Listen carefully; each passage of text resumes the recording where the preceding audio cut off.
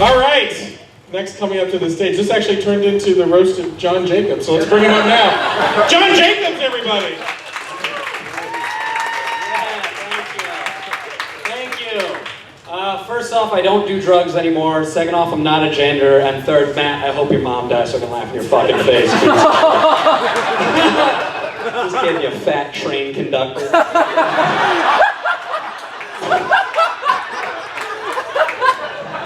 So, this roast was supposed to just be for Krishna's closest friends in comedy, but then JB Ball dropped out, so Michael Murillo had to fill in. Yeah, how's that feel, Michael, to be a backup friend? You look like an internet troll fucked a real troll. Michael Murillo is a writer, and he used to write articles for Tampa Bay's lingerie football league team, but then they moved to Orlando and they found out Michael Murillo was writing articles about them. Michael Murillo actually wrote he did my write-up for my Best of the Bay award. How does that feel to be twice my age and half as successful? Fuck yeah. It's okay though. As long as hypnotists and magicians keep coming to the improv, you'll always have a job hosting. Matt Fernandez is here, which I know must be torture for him because that's 45 minutes he can't tweet. Hey, did you guys know Matt Fernandez is a Twitter comic? Do you know Matt Fernandez at all? Why not? I love that Matt's a Twitter comic. Screw jokes, just the idea of this giant man tapping away on a tiny screen is hilarious as it is. Matt Fernandez actually has 12,000 Twitter followers, or as I like to call it, 3,000 less than me.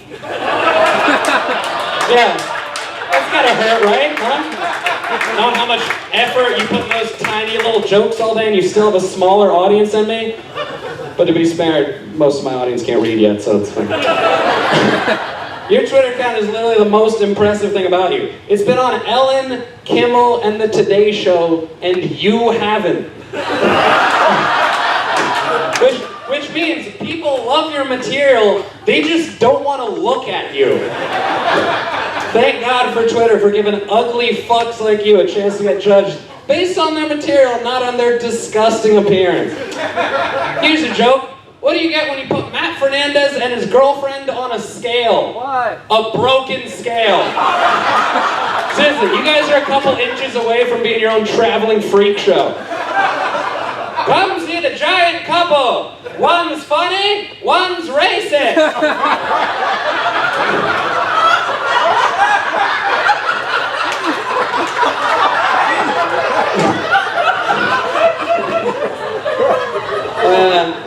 My favorite Matt Fernandez bit, though, is probably his closer, where he takes out his phone and reads tweets for 5 minutes. I gotta say, man, that's really funny. And wait, that's not you. That's Doug Benson. Doug Benson does that.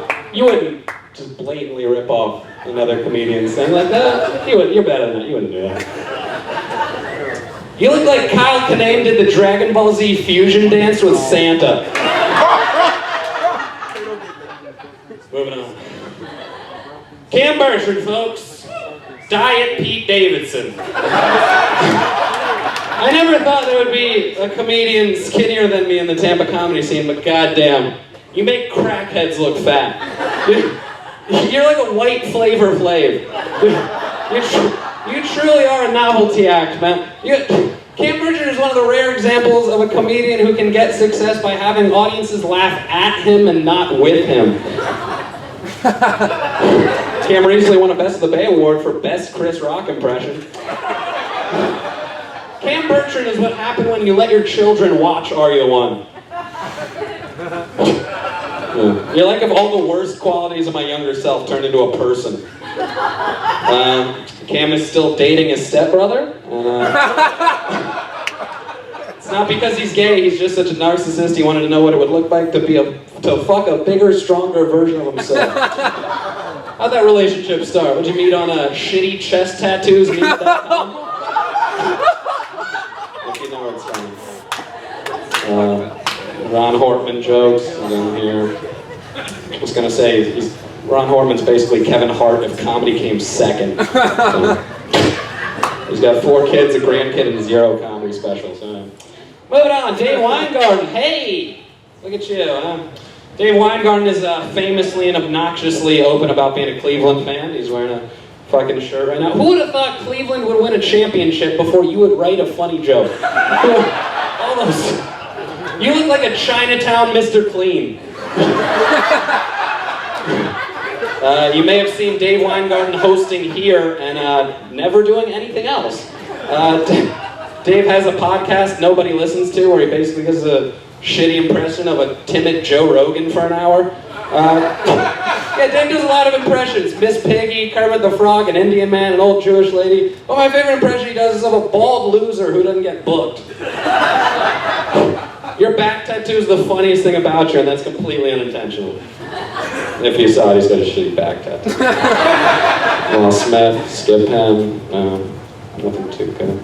As I say, Law Smith looks like Thor survived an abortion. He looks like the first person who's ever cured of Down syndrome. But you gotta... Hey, John J. Murray. Here he is. Yeah, John J. Murray was in the military, which is ironic because every time he tells a joke, I get PTSD. Loud ringing in my ears in a general sense of what the fuck just happened here. John runs a successful open mic at Dunedin Brewery every Monday where 35 strangers show up and attempt to do comedy. And I gotta say, out of those 35 people every week, you're easily one of the funniest 30. Among all beauty standards, it's safe to say that John is an ugly man. You look like a rat staring at the sun.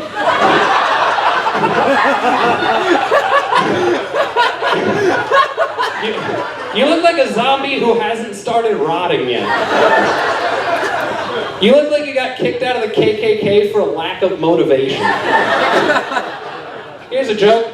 How many foreigners does John J. Murray have to kill before he tells a funny joke? How many? Apparently more than 15, because I'm still waiting. He's murdered people in war. He's going to hell.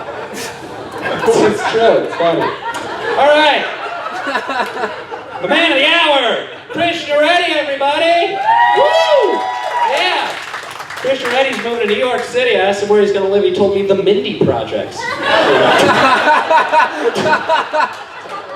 Yeah, Krishna Reddy is Aziz Ansari if Aziz Ansari never decided to do stand-up. That's basically it. I hope Trump wins just so he deports you.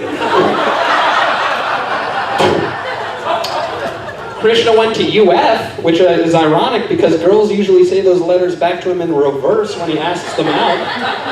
That's clever. JB Ball dropped out, Law dropped out, Ron dropped out. Not only do you have a bad draw for audiences, you have a bad draw for friends. Do I have a big close here? Oh yeah, what's this one about? Ah, sure. I really hope things go well for you in New York and you have a long, successful career in medicine out there. And I'm not saying that because I actually care about you, I just never want to see you again. Is Krishna ready? I think he's ready, folks. Krishna Reddy, thanks for having me here, man. You're nice. I love you, Krishna. Mike Amarillo, everybody. John Jacobs, everybody. Let him hear it.